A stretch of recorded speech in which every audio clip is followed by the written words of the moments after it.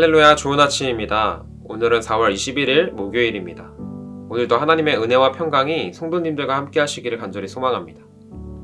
오늘 하나님께서 우리에게 주신 말씀은 요나 1장 12절 말씀입니다. 제가 여러분들께 세 번역으로 읽어 드리겠습니다. 그가 그들에게 대답하였다. 나를 들어서 바다에 던지시오. 그러면 당신들 앞에 저 바다가 잔잔해질 것이오. 바로 나 때문에 이 태풍이 당신들에게 닥쳤다는 것을 나도 알고 있어. 아멘. 세상을 살아가다 보면 두 가지 유형의 풍랑을 맞이할 때가 있습니다. 첫 번째는 자신의 잘못으로 인한 풍랑을 맞이할 때이고요. 두 번째는 전혀 예기치 못한 풍랑을 맞이할 때입니다. 오늘 말씀에서는 요나가 자신의 잘못으로 인해 풍랑을 맞이하는 장면이 나옵니다. 그는 니느웨로 가라고 하시는 하나님 말씀에 순종하지 않았고 그곳과는 정반대 방향인 다시스로 도망쳤습니다. 요나가 하나님 말씀에 외면하자 하나님께서는 요나에게 큰 풍랑을 보내십니다. 그렇다면 요나는 왜 하나님이 가라 하셨던 니느웨로 가지 않았을까요? 심지어 니느웨로 가는 것이 아닌 아예 방향을 틀어서 정반대 방향이었던 다시스로 가고자 했을까요? 그것은 바로 니느웨가 북이스라엘의 적 아수르의 수도였기 때문입니다. 요나는 북이스라엘의 선지자였고 아수르는 북이스라엘을 멸망시킨 적국이었습니다.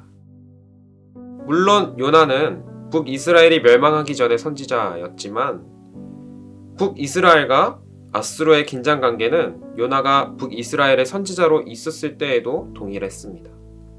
그랬기에 요나는 니느웨로 가는 것을 싫어했습니다. 도저히 적국에게 하나님의 말씀을 전하는 것은 불가능이었고 전달한다고 할지라도 자신이 무슨 해를 입을지 모르는 상황이었기 때문입니다. 그래서 결국 요나는 하나님 말씀에 완전히 순종하는 것이 아닌 조금 순종하기로 결심했습니다.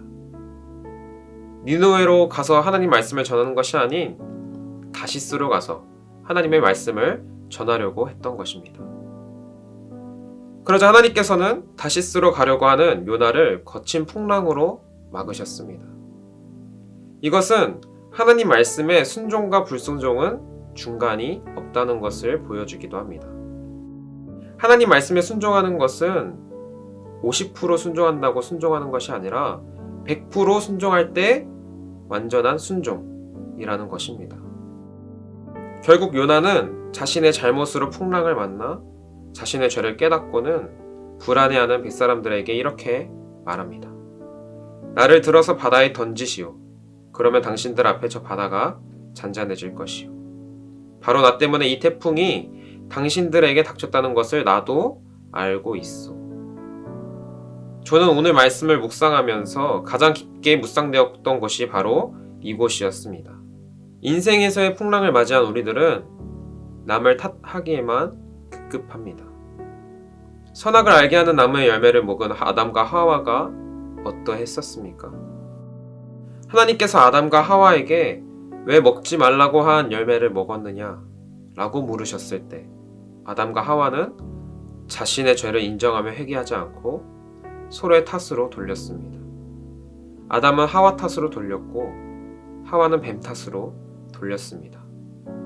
이것은 인간 안에 있는 어쩔 수 없는 본성입니다. 그러나 우리가 인생의 풍랑에서 우리의 죄를 진심으로 깨달을 때 우리는 우리의 본성을 거슬러 비로소 하나님의 말씀에 순종할 수 있게 됩니다. 그러한 의미에서 우리 인생의 풍랑은 하나님께서 우리를 하나님의 길로 걷게 하시는 방법입니다. 그렇게 우리는 그 인생의 풍랑을 감사할 수 있습니다. 어쩌면 우리 인생의 풍랑이 없는 삶은 하나님을 따르는 우리에겐 더 큰 풍랑일지도 모르겠습니다. 사랑하는 신내교회 성도 여러분, 우리는 풍랑 속에서 얼마나 우리의 죄를 진심으로 깨닫고 있습니까? 요나처럼 자신이 풍랑 속에 있는지도 모른 채 자고 있다가 하나님을 믿지도 않는 다른 사람들에 의해서 자신이 풍랑 속에 있다는 것을 깨닫고 있지는 않습니까? 오늘 우리가 말씀을 묵상하면서 하나님 말씀에 순종하는 첫 번째 단추는 우리의 잘못이 무엇인지 깨닫는 것임을 기억하게 되길 소망합니다. 그리하여서 모든 것을 하나님께 간절히 의지하는 하루를 살아내시길 간절히 소망합니다. 아멘. 주기도문으로 아침 묵상을 마치겠습니다.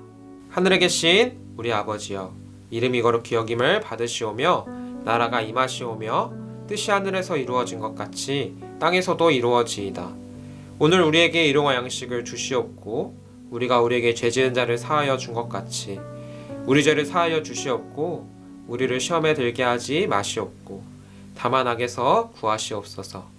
나라와 권세와 영광이 아버지께 영원히 있사옵나이다. 아멘.